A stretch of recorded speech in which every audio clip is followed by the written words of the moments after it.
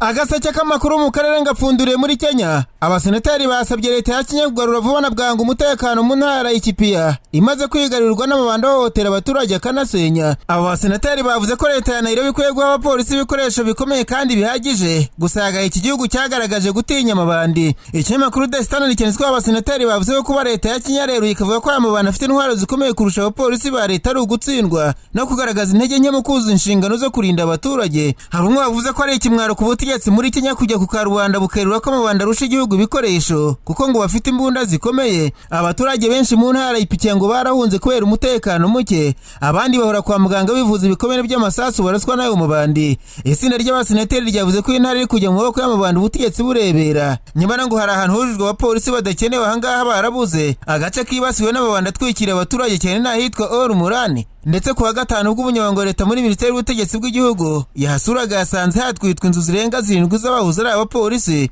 Iyi ntara yasabiye koherezwamo abasirikare benshi n'abapolisi kuko aya mabandi ngo ashobora kuyigarurira. Ntiharamenyekana impamvu y'ubwo bubandi bukoresha intwaro ziremereye, ariko birakekwa ko bituruka ku bibazo bishingiye ku masambu.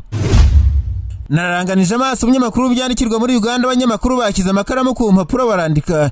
Barizwi cyaka NUP ritavuga rumwe n'ubutegetsi ryatangaje ko ryabonye neza uwitwa Fred Rumbuye wakunze kunenga ubutegetsi buriho muri Uganda akoresheje imbuga nkoranyambaga risanga aracyafungiwe muri Turukiya aho yafatiwe. Bamwe mu badepite bagiye muri iki gihugu bavuze ko basanze ameze neza nubwo ngo rambiwe kuba ataraburanishwa. Ikinyamakuru Daily Monitor cyanditse ko Bwana Rumbuye washakishwaga n'ubutegetsi bwa Yoweri Museveni yakundaga kunenga kugira ubwo namubika ko yapfuye ashinjwa n'inzego za Turukiya ko nta byangombwa ngo ibyo yagenderagaho byarangije igihe. Iri shyaka rya Cyagura Nyirubati ryavuze ko ryashatse umunyamategeko muri Turukiya kubaburanira akabaca umurengero w'amafaranga kandi ngo yakoraga nk'ibandi kuko yabasabaga ko babona nari uko amafaranga bumvikanye yose yageze kuri konti ye. Muri Uganda hamaze iminsi amakuru avuga ko Bwana Rumbuye yabaragejwe mu gihugu ndetse ko babaye baretse kumugaragaza kugira ngo banze bafata bamuhaga amakuru bose barimo n'abategetsi bakomeye mu gihugu. Hari ibinyamakuru byanditse ko ari abantu 11 bamaze gutabwa muri yombi muri Uganda kuko bandikiranaga nawe bamubwira ibyo yandika. Mu minsi ishize Perezida Museveni yasabye inzego z'umutekano gushakisha uruhindu Rumbuye yakunze kumwibasira akoresheje imbuga nkoranyambaga.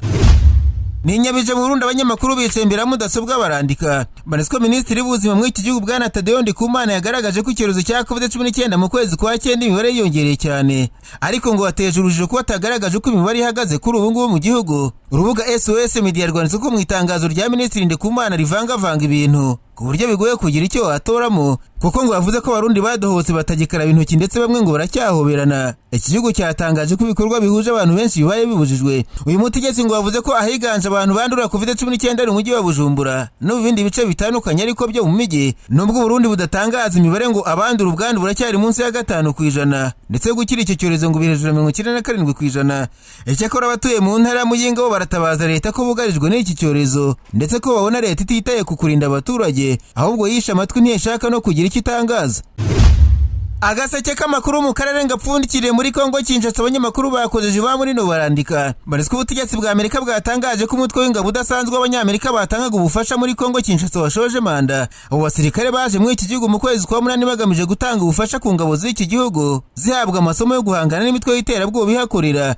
Ibiro ntaramakuru bya Turukiya Anadolu byanditse ko Amerika ibona ko amasomo yatanze yafashe ingabo za FARDC igihe kigeze kugira ngo basubire muri Amerika. Ibiro ntaramakuru byavuze ko ingabo za Kongo zahawe imyitozo kandi ngo babona bitanga umusaruro uburyo zitwara mu ntara za Ituri na Nord Kivu zo mu burasirazuba, kandi ngo zanatojwe no guhangana n'imitwe yose yitwara gisirikare yiba mu y'agaciro muri Kongo amafaranga avuyemo akifashishwa mu bikorwa by'iterabwoba. Perezida wa Uganda Yoweri Kaguta Museveni ngo yavuze ko yiteguye cyane kandi aryamiye amajanja kujya gukomereza w'ingabo za Amerika zari zigeze ahangana n'umutwe w'iterabwoba wa ADF unakomoka mu gihugu cye cya Uganda ategetse imyaka 35 agafasha kugarura amahoro muri Kongo. Ngo ategereje gusa ko leta ya Kongo imuha karibu. Nta kiratangazwa na Kongo ubwo hakaribu ingabo za Uganda uretse ko ibihugu bimaze iminsi mu bufatanye burimo kubaka imihanda ihuza uburasirazuba bwa Kongo na Uganda. Iki gice kirangwa mu mutekano muke kivugwamo ko kirimo imitwe yitwaje intwari irenga 100 hakiyongeraho n'imitwe yashyizwe ku rutonde rw'iterabwoba.